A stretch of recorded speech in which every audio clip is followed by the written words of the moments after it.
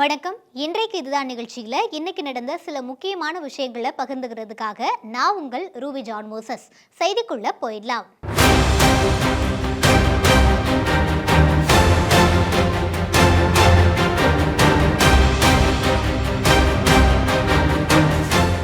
Delhi car வெடி விபத்துல மருத்துவர் உமருடன் பணியாற்றிய 4 மருத்துவர்கள் கைது செய்யப்பட்டு விசாரணை வளையத்துக்குள்ள கொண்டு வரப்பட்டிருக்காங்க.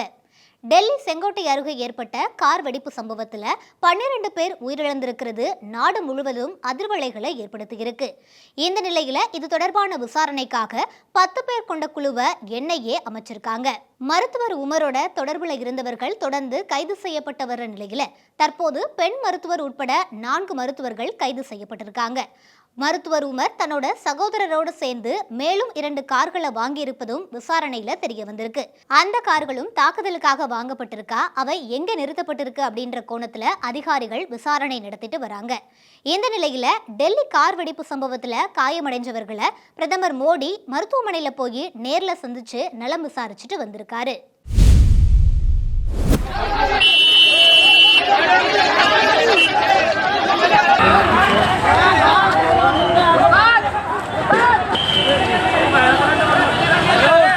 हमने अभी 1 मिनट पहले बहुत भयंकर बम ब्लास्ट हुआ है लाल किले के सामने। हटो भाई।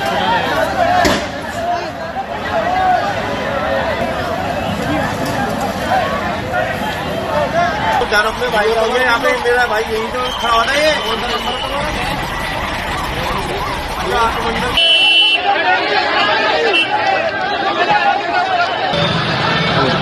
हेलो। ஆட்சி அதிகாரத்துல இருக்கிற கட்சி தனக்கு பழக்கமான அவதூறு அரசியல் ஆட்டத்தை தொடங்கி இருக்கிறதா தாவேக தலைவர் விஜய் விமர்சிச்சிருக்காரு. தாவேகவை விமர்சிக்கிறதையே ஒரு முக்கிய இலக்கா திமுக கொண்டிருக்காங்க அப்படின்னு விஜய் குற்றம் சாட்டியிருக்காரு. திமுகவை ஆட்சி அதிகாரத்திலிருந்து வீழ்த்துறதுக்காக ஒரு பக்கா மாஸ் கட்சி வந்திருப்பதை கண்டு அவங்க உளறுறாங்க அப்படின்னு தாவேக தலைவர் விஜய் கூறியிருக்காரு. மக்கள் சக்தியோட மதிப்பை 2026 தேர்தலில் மக்களோடு இணைஞ்சு நின்று அவதூறு மன்னர்களை உணரச் செய்வோம் அப்படின்னு தாவேக தலைவர் விஜய் அறிக்கை ஒன்றையும் வெளியிட்டிருக்காரு. கும்கி 2 படத்தை வெளியிட இடைக்கால தடை விதிச்சு சென்னை உயர்நீதிமன்றம் உத்தரவிட்டிருக்கு. இயக்குனர் பிரபு சாலமன் இயக்கிய கும்கி படம் கடந்த 2012ஆம் ஆண்டு வெளியானுச்சு. இந்த படம் மக்கள் மத்தியில பெரும் வரவேற்பு பெற்றிருந்த நிலையில இப்போ 13 ஆண்டுகளுக்கு பிறகு அந்த படத்தோட 2ஆம் பாகம் வெளியாக இருக்கு. வரும் 14ஆம் தேதி இந்த படம் வெளியிடுவதா அறிவிக்கப்பட்டிருக்கு. இந்த நிலையில கும்கி 2 படத்தை வெளியிட தடை விதிக்க கோரி சினிமா பைனான்சியர் சந்திர பிரகாஷ் ஜெயின் அப்படிங்கிறவரு சென்னை உயர்நீதிமன்றத்துல ஒரு மனுவை தாக்கல் செஞ்சிருக்காரு. அந்த மனுவுல கும்கி 2 படத்தை தயாரிக்கிறதுக்காக 2018ஆம் ஆண்டு கடன் பெற்ற பிரபு சாலமன் ஒப்பந்தப்படி வட்டியோட சேர்த்து அந்த பணத்தை திரும்பி தரல அப்படின்னு குறிப்பிட்டிருக்காரு. இதை விசாரிச்ச நீதிபதி N ஆனந்த் வெங்கடேஷ் கும்கி 2 படத்தை வெளியிட இடைக்கால தடை விதிச்சு உத்தரவிட்டிருக்காரு.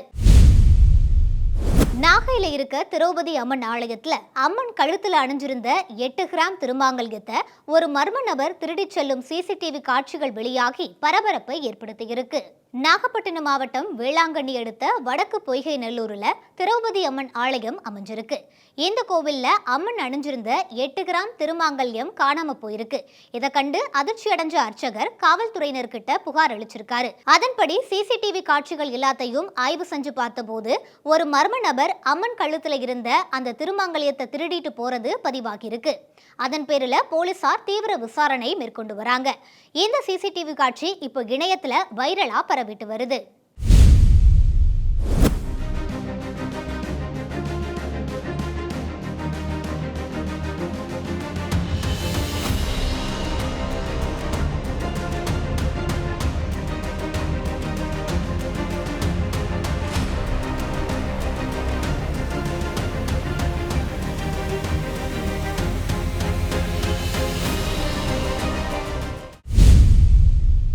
கோவை அரசு தொழில்நுட்ப கல்லூரி விடுதியோட சமையல் கூடம் சுகாதாரமற்ற முறையில இருந்து வரதா புகார் எழுந்த நிலையில உணவு பாதுகாப்பு துறையினர் அங்க போய் ஆய்வு நடத்திருக்காங்க.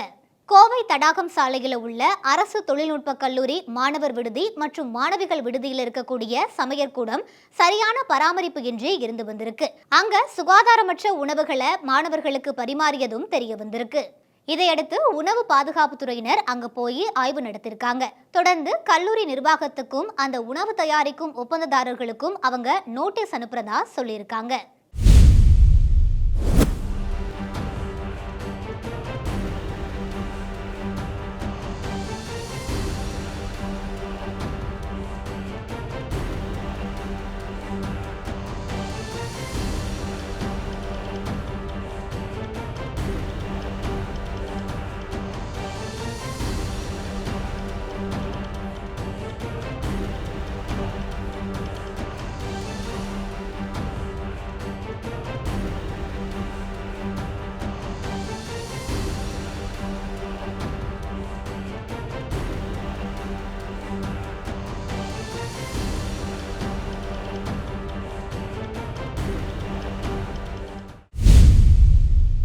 கடலூர்ல ஏற்பட்ட சாலை விபத்துல 30 பேர் காயமடைஞ்ச நிலையில அது தொடர்பான பரபரப்பு சிசிடிவி காட்சிகள் வெளியாகி இருக்கு.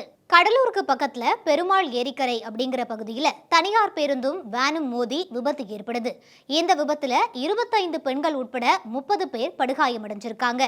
காயமடைந்தவர்கள் சிகிச்சைக்காக மருத்துவமனையில அனுமதிக்கப்பட்டிருக்கிற நிலையில இந்த விபத்து தொடர்பான சிசிடிவி காட்சிகள் வெளியாகி பரபரப்பை ஏற்படுத்தி இருக்கு.